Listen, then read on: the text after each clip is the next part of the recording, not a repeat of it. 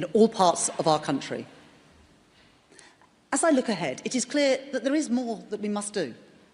In too many areas, regulation still acts as a boot on the neck of businesses, choking off the enterprise and innovation that is the lifeblood of economic growth.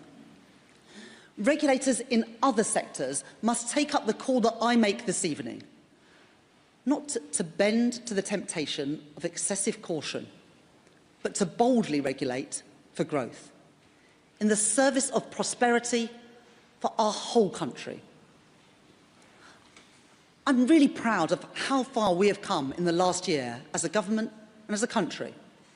I know that the changes that we have made will reform and transform our economy and our country. Right, so picture this. You wake up one morning, check your investment portfolio over your morning coffee, and suddenly, the government's eyeing your dividends like a seagull eyes your fish and chips. Welcome back to British Tribune, where we serve up the political drama hotter than a Westminster committee room in August. Kindly hit the subscribe, like and share button for another daily breaking news. Today's political soap opera features our old friends the Conservatives having what can only be described as a proper meltdown over leaked tax plans. Rachel Reeves playing financial Jenga with the nation's budget, and Rayner allegedly plotting to raid your investment piggy bank. It's like watching a particularly brutal episode of EastEnders, except the Queen Vic is the Treasury, and everyone's arguing about who's going to pay for the next round.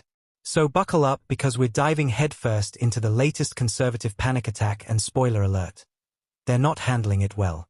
The Tories are currently running around Westminster like headless chickens, demanding Rachel Reeves urgently rule out hiking share taxes in the autumn budget. And why this sudden bout of financial anxiety? Well, apparently, someone's been a bit careless with confidential memos, and now the cat's out of the bag faster than you can say market volatility. The leaked document allegedly shows Rayner suggesting a delightful array of tax increases that would make even the most hardened accountant reach for the tissues. We're talking about scrapping the £500 dividend allowance, which currently lets you earn a modest return on your investments without the taxman getting his grubby mitts on it. It's like having a fiver in your back pocket that HMRC hasn't noticed yet. But here's where it gets properly spicy.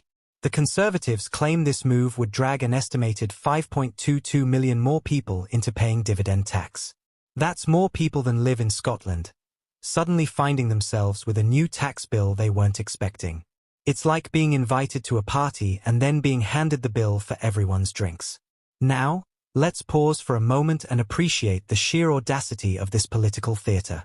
The party that gave us Liz Truss's economic experiment, which lasted about as long as a lettuce in a microwave, is now lecturing Labour about economic responsibility. It's like being given fire safety advice by someone who just burned down their own kitchen. The memo that's caused all this fuss reportedly came from Rayner herself, sent directly to the Chancellor like a political hand grenade with the pin already pulled. According to The Telegraph, it suggests that removing the dividend allowance could generate approximately £325 million annually for the Treasury. That's not pocket change, but in government terms, it's roughly equivalent to finding a tenner down the back of the sofa. But wait, there's more. The proposals don't stop at dividend allowances. Oh no, that would be far too simple. We're also looking at potentially axing inheritance tax relief for AIM shares and cranking up dividend tax rates across the board. It's like a greatest hits album of ways to annoy Middle England. Shadow Chancellor Mel Stride has been particularly vocal about this, essentially accusing Labour of not understanding how business works. That's rich coming from the party whose previous leadership managed to crash the pound faster than a drunk driver in a Tesla. Stride argues that more taxes on investment and entrepreneurship are the last thing our economy needs right now. Which is fair enough, except this is also the same party that spent years telling us austerity was brilliant and then wondered why growth was flatliner than a pancake under a steamroller. The real kicker here is the context. Labour inherited what they claim is a £22 billion black hole in the public finances, courtesy of their Conservative predecessors. It's like being handed the keys to a car and discovering the previous owner forgot to mention the engines held together with duct tape and wishful thinking. This financial gap needs filling, and unfortunately for everyone involved, money doesn't grow on trees, despite what some politicians seem to believe. The government's already performed more U-turns than a learner driver in a cul-de-sac over welfare reform and winter fuel payments, leaving Reeves with even more holes to plug. The dividend allowance debate is particularly interesting because it affects a surprisingly large chunk of the population. According to data from investment platform AJ Bell, around 8.82 million people in the UK hold dividend-paying shares. Currently, about 3.6 million of them are already paying dividend tax, which means there's a sizable group sitting in that sweet spot where they benefit from the £500 allowance.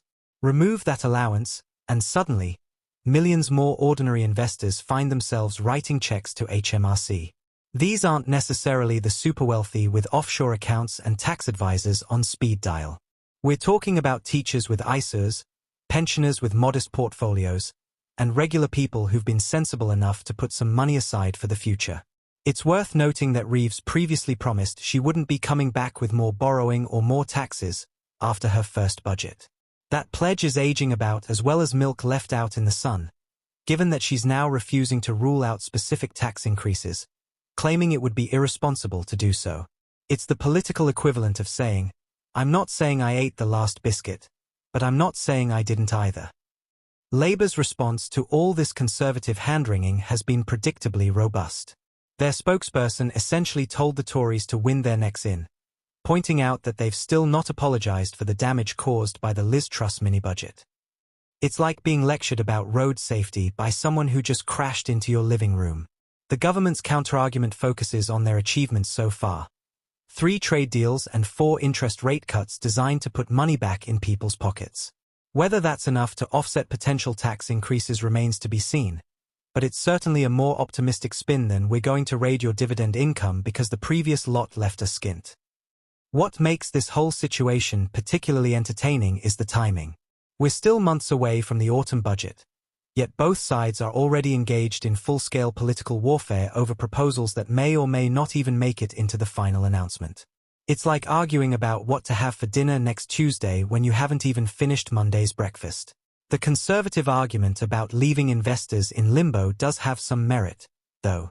Market uncertainty is like kryptonite to investor confidence, and even the suggestion of tax changes can spook the markets faster than a ghost story in a graveyard. But then again, this is the same party that gave us the mother of all market spooks with Truss's economic experiment, so their credibility on market stability is somewhat questionable. The real question underlying all this drama is whether Labour can successfully thread the needle between raising necessary revenue and not alienating the middle-class voters who helped put them in power. Tax policy is always a balancing act between generating income for public services and not hammering the people who vote for you. Meanwhile, the Conservatives are clearly relishing their role as opposition critics, despite the fact that they're the ones who created the mess in the first place. It's like watching someone complain about the state of the garden after they've spent years using it as a dumping ground for old furniture. So where does this leave us? Well, Rachel Reeves is facing pressure from all sides to either confirm or deny these tax plans while knowing that whatever she says will be dissected more thoroughly than a frog in a biology class. The Conservatives will continue demanding clarity while simultaneously hoping for political ammunition, and Angela Rayner's probably wondering why she didn't mark that memo confidential in bigger letters. What's clear is that someone's going to have to pay for fixing the economic mess left behind, and it's looking increasingly likely that dividend investors might find themselves picking up part of the tab. Whether that's fair or necessary depends largely on your political perspective and the size of your investment portfolio. The autumn budget is shaping up to be one of the most consequential in years, with tax changes that could affect millions of ordinary investors. It's going to be political theatre at its finest, with more drama than a Shakespeare play and probably just as much backstabbing. That's all from British Tribune for now. What do you think about these potential dividend tax changes? Are Labour right to consider them, or are the Conservatives onto something with their warnings? Drop your thoughts in the comments below, and don't forget to subscribe for more daily political drama served with a side of brutal honesty. Trust me, with this government and opposition, there's going to be plenty more where this came from. Until next time, keep your portfolios close and your tax advisors closer.